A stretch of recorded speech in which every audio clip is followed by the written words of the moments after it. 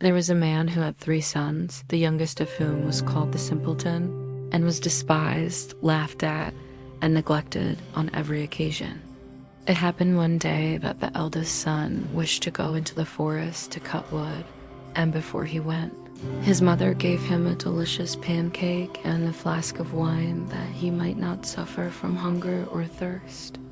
When he came into the forest, a little old gray man met him, who wished him good day and said, "Give me a bit of cake out of your pocket and let me have a drink of your wine. I am so hungry and thirsty." But the prudent youth answered, "Give you my cake and my wine? I haven't got any. Be off with you." And leaving the little man standing there, he went off. Then he began to fell a tree, but he had not been at it long before he made a wrong stroke, and the hatchet hit him in the arm, so that he was obliged to go home and get it bound up. That was what came of the little gray man. Afterwards, the second son went into the wood, and the mother gave to him, as to the eldest, a pancake and a flask of wine. The little old gray man met him also, and begged for a little bit of cake and a drink of wine. But the second son spoke out plainly, saying, "What I give you I lose myself, so be off with you." And leaving the little man standing there, he went off. The punishment followed. As he was chopping away at the tree, he hit himself in the leg so severely that he had to be carried home. Then said the simpleton, "Father, let me go for once into the forest to cut wood." And the father answered, "Your brothers have hurt themselves by so doing. Give it up, you understand nothing about it." But the simpleton went on begging so long that the father said at last, "Well, be off with you. You will only learn by experience." The mother gave him a cake. It was only made with water and baked in the ashes, and with it a flask of sour beer. When he came into the forest, the little old gray man met him and greeted him, saying, "Give me a bit of your cake and a drink from your flask. I am so hungry and thirsty."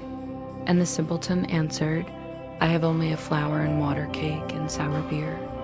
But if that is good enough for you, let us sit down together and eat." Then they sat down, and as the simpleton took out his flour and water cake, it became a rich pancake, and his sour beer became good wine.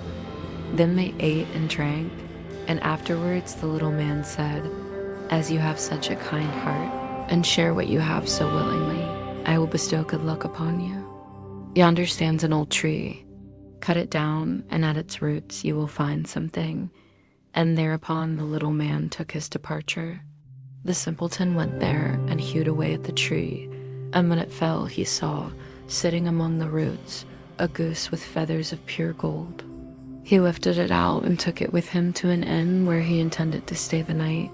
The landlord had 3 daughters who, when they saw the goose, were curious to know what wonderful kind of bird it was, and ended by longing for one of its golden feathers.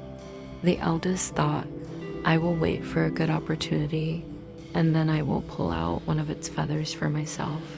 And so, when the simpleton was gone out, she seized the goose by its wing, but there her finger and hand had to stay, held fast. Soon after came the second sister with the same idea of plucking out one of the golden feathers for herself. But scarcely had she touched her sister than she also was obliged to stay, held fast. Lastly came the third with the same intentions. But the others screamed out, "Stay away! For heaven's sake, stay away!" But she did not see why she should stay away, and thought, "If they do so, why should not I?" and went towards them. But when she reached her sisters there, she stopped, hanging on with them, and so they had to stay all night.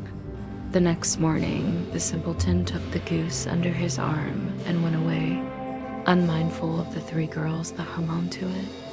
The 3 had always to run after him, left and right, wherever his legs carried him.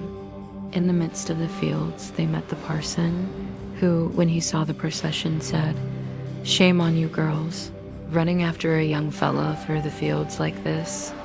And forthwith he seized hold of the youngest by the hand to drag her away, But hardly had he touched her when he too was obliged to run after them himself. Not long after the sexton came that way, and seeing the respected parson following at the heels of the three girls, he called out, "Ho, your reverence, whither away so quickly? You forget that we have another christening today." And he seized hold of him by his gown. But no sooner had he touched him than he was obliged to follow on too.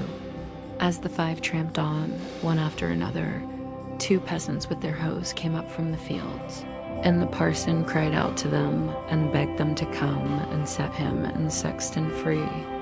But no sooner had they touched the sexton than they had to follow on too. And now there were 7 following the simpleton and the goose.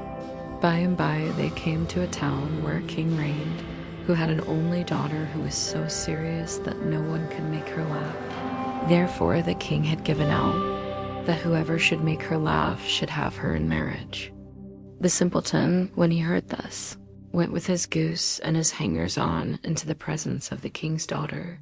And as soon as she saw the 7 people following always one after the other, she burst out laughing and seemed as if she could never stop. And so the simpleton earned a right to her as his bride. But the king did not like him for a son-in-law and made all kinds of objections, and said he must first bring a man who could drink up a whole cellar of wine. The simpleton thought that the little gray man would be able to help him, and went out into the forest, and there, on the very spot where he felled the tree, he saw a man sitting with a very sad countenance. The simpleton asked him what was the matter, and he answered, "I have a great thirst which I cannot quench. Cold water does not agree with me.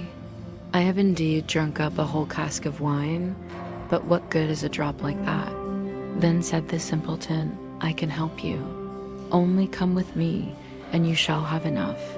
He took him straight to the king's cellar, and the man sat himself down before the big vats and drank and drank. And before a day was over, he had drunk up the whole cellar full.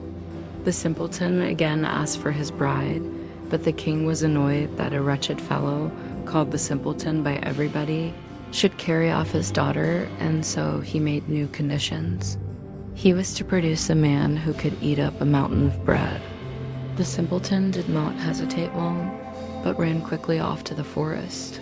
And there in the same place sat a man who had fastened a strap round his body, making a very piteous face and saying, "I have eaten a whole bakehouse full of rolls, but what is the use of that when one is so hungry as I am?